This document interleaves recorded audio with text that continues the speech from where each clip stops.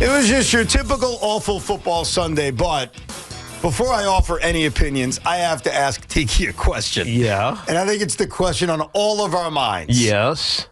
What the hell was that? And I'm not talking about the Jets. We'll get to them later. What the hell was that with the handling of Jaxson Dart, with what that was supposed to be, with the giant offense? How is it possible Jaxson Dart threw for 33 yards? What was that, Tiki? On 11 attempts? It was just abysmal. Yes. The first half, he had 2 yards. 2 yards. It made no sense. They ran the ball 30 times in this game. This felt like I'm so terrified of the Minnesota Vikings and Brian Flores' defensive scheme that I don't want my quarterback to get beat up and knocked out of the game and have to go in the blue protocol tent one more time. That's what it felt like, that there were going to be free rushers running at Jaxson Dart all day long. Therefore, let's just let Jaxson Dart hand the ball off to Tyrone Tracy and hope for the best. The problem with that is that this was a winnable game.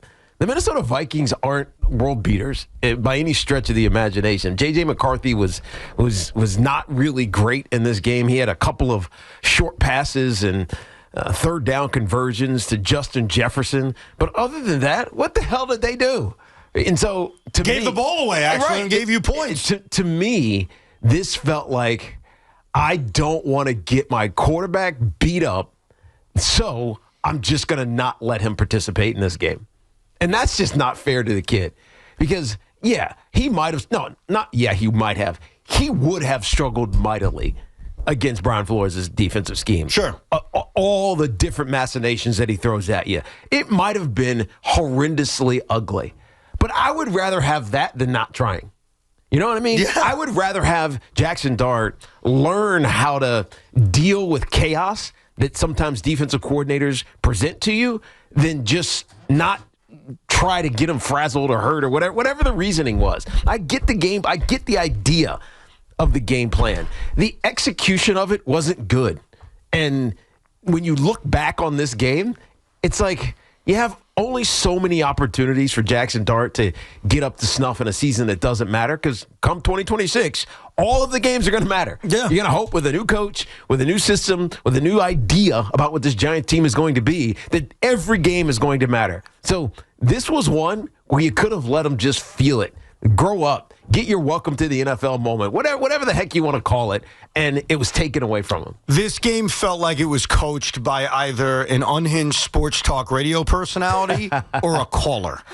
And what I mean by that is, and I'm not trying to say Tommy's an unhinged sports talk radio personality. Oh, Tommy. But remember how last year you would accuse Brian Daboll of tanking? Remember that whole thing? Yes. And and Tiki too, we would look at you and say, but that's not like real. That doesn't happen in the NFL. Like, they're not I didn't even trying. consider that. But now that you say that, that's what it felt like. Well, and that's why, to me, it was like, who was coaching this game? Tommy Lukauer or Mike Kafka? Because you could argue, and I remember I joked with this to you a few weeks ago, Tommy, how if this game happened last year, you could have very well come on the radio and say, see, I told you guys, they're tanking. Look at the way this game was played and coached. Yes. And a game like yesterday, I'd have a very tough time arguing with you. Well, because it appeared that way. Offensively, yes. Defensively, the defense looked really good for a second week in a row. They did look good. Abdul Carter actually put up another really good game. Well, hold on a second about Abdul Carter. Wasn't he lined up in the neutral zone on a pick six? Dude, it was so close. It was so close. It's one of those that you kind of, if you're the line judge, side judge, whichever one it was that called this, you kind of just let it go. Maybe, but he still did it. I know, he did. It's a boneheaded mistake. The reason I say, though, it's like a sports talk host or a caller doing it, is not only did it look like they were not trying to win, I heard callers, some to us, some around the radio station, suggesting Jaxson Dart shouldn't play to save him from himself, right? Yeah. Like, hey, Jaxson Dart shouldn't play. From injury. From injury. Yes. Let's save him for next season. And I think people looked at that and said, well, that's freaking crazy. He's a rookie. He's got to play. But then you see this game against the Minnesota Vikings, and, hey, that's kind of what it looked like. Yes! So I can't, agree with Tommy or anyone else that they were tanking or they were afraid of getting Jaxson Dart hurt. But when you watch that game yesterday, it looked that way. Yeah. And it doesn't mean I think why, because obviously, why would Mike Kafka, who's not going to be with the Giants next year, participate in a tanking? It would make no sense. Right. Why would Joe Shane, who also may not be here next year, participate in a tanking? And we all know why players wouldn't. So I can't even argue that anyone would. I'm just saying, if you were at MetLife Stadium yesterday, or you actually invested 3 hours of your time watching that slop. I did. You did. We all did. It's understandable to walk away from it saying, what was that? Yeah, this was unexplainable. I know that Mike Kafka says he wants to stay aggressive, and that's why he went forward on fourth down. How dumb was that, too? Of course, it was ridiculous because the way he played the game, he played it to be a low-scoring game, and you know your defense was going to have an advantage against Minnesota's young quarterback, J.J. McCarthy, and so points are at a premium. You take them when you can get them. And so if it wasn't for the Jaxson Dart interception, they score 9 points. Right. You know what I mean? So it's like that field goal going forward on 4th and 5. If it's 4th and 2 or 4th and 1, maybe, but 4th and 5 and then not having a good play, it made no sense given the nature of the game that you had to assume was going to take place against the Minnesota Vikings. And so it was just bad game management. It was bad decisions. And ultimately it was bad play calling for a young quarterback who, even if he got destroyed by Brian Flores' defense, sometimes you need that. I was going to say, sometimes you need a butt whooping. Sometimes, that's your best lesson. Yes. Your best lesson in life is getting your ass kicked. Go back to the beginning of this game. So Jaxson Dart did not officially attempt throwing the football till early in the second quarter. Yes. 4 runs out of the gate, a pass play in which there was a penalty, which actually gave them an automatic first down. Then there was a pass play that was a sack, then 3 more runs, then a sack, then 8 more runs before he finally officially attempted his first pass, 8 more which was runs. Incomplete. Yeah, 8 in a row. I don't even know if I realized that. 8 in a row. I had to chart it down and write it down just to make sure what I was watching was real. 4 runs, pass with a penalty, pass with a sack, 3 runs sack, and then 8 runs in a row before Jaxson Dart attempted his first pass. And this is now early second quarter. It was mind-numbing. Because it's not how this offense has been called at all this year. It's not as if, look, I know that Minnesota is good and defensively. I know that they are aggressive, that they force a ton of turnovers. I think they are top 4 or 5 in the league in sacks and in strip sacks and all these other, turnover metrics. The reason that they have won a lot of these games is because their defense has given them point blank range offensively and made it easy for them, for Kevin O'Connell's offense. But at the same time, the only way to learn how to beat teams that are going to play you like this is to play games like this and to let your quarterback see it, get frustrated by it, start to figure it out, understand it, and the next time it's kind of like, all right, I know what's going to happen right here. Or I know where my hot read is. Or I know that they're bringing 6, potentially 7. If that one guy comes, I have to get rid of the football. You only learn that by doing it. So what did he learn from yesterday? Nothing. He learned how to I don't know, be inept and turn around and hand the football off. And I think what it did, and I don't think it did it to you. It was 11 pass attempts. That was crazy. Now, look, there were 16 dropbacks because he was sacked, obviously, but 11 pass attempts and 30-plus runs. Yeah. That doesn't calculate in modern NFL. How would you evaluate the way he played?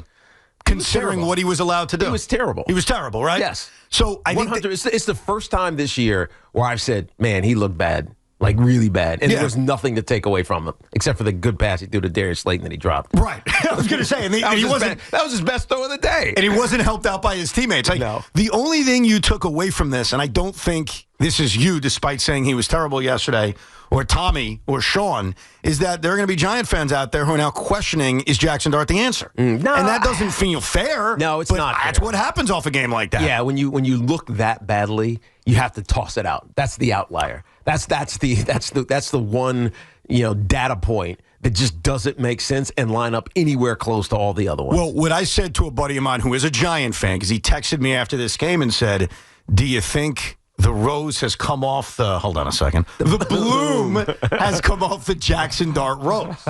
And my we'll answer. Have to save that for January 2nd. Yes. Well, I knew I was screwing it up as I said it. And I think you'll be proud of my answer on this. Go ahead. Because my answer was, I think that sometimes with rookies, good and bad, we go way too far. we anoint them too quickly and we bury them too quickly. Very true. And I think in a lot of ways, Jaxson Dart has had some really good moments in his rookie season. He's probably been anointed way too quickly. Right. And you know who was crushed way too quickly? Abdul Carter. Absolutely. Who's had 2 really good games in a row. I think that is a great example to Safe for show. lining up all sides.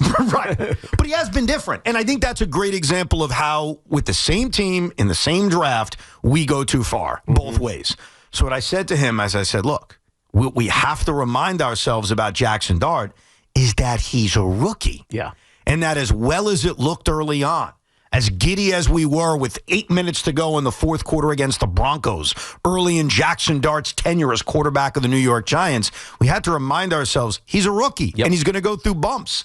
And he went through bumps yesterday. I agree. He was terrible. Now, he wasn't helped out by the coach. He wasn't helped out by his receivers, but he was not great. And I think the other thing you can't deny is since he's come back from his concussion protocol, he hasn't been the same guy. No, he hasn't. It's not all his fault, but it's true. Yeah, and that's 2 parts. That's one, as a quarterback standing in the pocket, scrambling, because that feels like it's kind of not part of the game plan anymore, scrambling away and picking up 5, 10, 20 yards when a pass play breaks down. You also have seen almost 0 design QB runs. Which I guess we're okay with, right? Yes, but it has to be a part of his game because that's what makes him different. It has to be a part of his game, but should it be a part of your game when your record is 2-13? Probably not. And that's where I think... And that's why I'm okay with it. Yeah, I'm okay with that too. I'm just not okay with him basically being non-existent in the offense. Because if that's the case... Oh, yeah. No, you're right. When you say it like that, you're right. It was almost like he was a non-factor in the game yesterday. And if Mike Kafka wants to make him a non-factor or the organization is making a decision to make him a non-factor, then don't freaking play him. Yeah, so Tommy was right once again. Yeah, you were by accident right, Tommy. You were right with the start Dart at the beginning of the season. We praised you 6 weeks ago or 8 weeks, whatever it was. That you got that right. You got this one right, too. Now, in fairness, apparently they're not letting him do anything for the rest of the season. You want to sit Dart so that the Giants lose. Correct. So it's come about in a way that's not direct with what you were saying. But nevertheless, if they're going to tie his arm behind his back, then why is he playing? Can I give you a wild conspiracy that I just thought of? Okay. We've already had 5 of them today, so why not a 6th? Hopefully you didn't mention this already. Is it possible that Kafka's being told to not let Dart run a lot, kind of make him look bad so that they draft a quarterback because Jaxson Dart was... Dart was Dable's guy, so maybe Shane thinks if I stick around, I could go to management and go... last we heard, Shane claimed Dart too. He did. This is just me pulling something wild out because I don't think that's actually what's happening. But they are trying to change Jaxson Dart as a quarterback right now.